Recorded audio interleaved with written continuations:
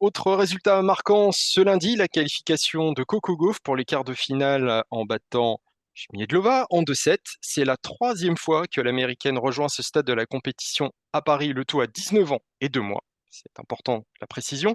C'est la statistique de notre partenaire G7 Math du jour. Coco Gauff est la plus jeune joueuse depuis Martina Hingis en 97, 98 et 99 à avoir réussi à se qualifier pour les quarts de finale de Roland-Garros lors des trois éditions consécutives. Euh, Série que Martina Hingis, elle, avait poursuivie avec deux demi-finales de suite en 2000 et 2001. Elle continue toujours à montrer en fait que il faut aussi compter sur elle dans ces derniers tours.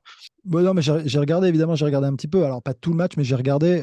Moi, cette fille, elle est bluffante aussi, parce qu'elle est toute jeune, évidemment. Alors, on a l'impression de parler d'elle déjà depuis très longtemps.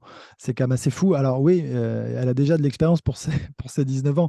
Et c'est vrai que ce genre de match, aujourd'hui, elle arrive justement à 19 ans avec cette expérience à être en contrôle. À, à maîtriser, hein. Enfin, moi, c'est comme ça que je l'ai senti encore aujourd'hui. Elle gère ses nerfs, ses émotions, elle progresse, elle est plus constante, plus régulière, plus capable comme ça, enfin voilà, de tenir et de faire face justement aux enjeux, aux challenges qui lui sont proposés. Son tennis, on le connaît, elle a un revers enfin, phénoménal. Enfin, en tout cas, elle est remarquable dans ce domaine. En coup droit, ça peut pêcher de temps en temps, mais Hmm. là, elle gagne en sérénité, elle est plus sûre d'elle, il y a de la sécurité. Moi, j'ai trouvé assez sereine aujourd'hui. Et cette régularité, faire 3 années de suite comme ça, quart de finale, chapeau, c'est très fort à son jeune âge. Ça présage quand même. Alors, c'était déjà le cas, mais et c'est vrai que pour l'instant, on est plus sur Swiatek, Sabalenka et Rybakina, mais il y a quand même de grandes chances qu'elles viennent intégrer les toutes meilleures et les prétendantes au titre très rapidement. Alors, ce qui est marrant, c'est que le tour prochain, ça sera sans doute Iga Swiatek face à elle. On l'attend en tout cas, ce remake de la finale de l'an passé. La question est de savoir maintenant si elle peut contester la domination de la Polonaise sur terre. Bertrand, peut-être? Pour moi, pas du tout, non. Moi, j'ai fait déjà mon tableau féminin. Je vois Swiatek en finale en haut.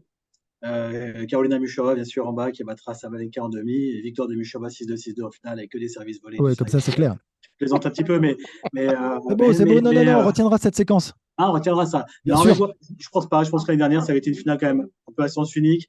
Et je pense que la Polonaise sur terre battue, quand même, assez nettement au-dessus. Donc, et Coco Gauff, elle a un très bon résultat ici, mais elle a eu un bon tableau. Elle n'a pas eu de super résultats depuis un petit moment, notamment sur terre battue. Donc, pour moi, je ne vois pas de surprise sur ce match. Non. Pardon, pareil. Je pense que Zviatek est au-dessus. Je le pense aussi. Maintenant, on ne sait jamais. Enfin, il y a quand même toujours les nerfs et on ne sait jamais ce qui peut se passer. Voilà, c'est le sport et on sait qu'elle peut faire aussi un énorme match. Mais non, on regarde ce que Zviatek montre depuis le début du tournoi. Franchement, c'est très, très, très, très costaud.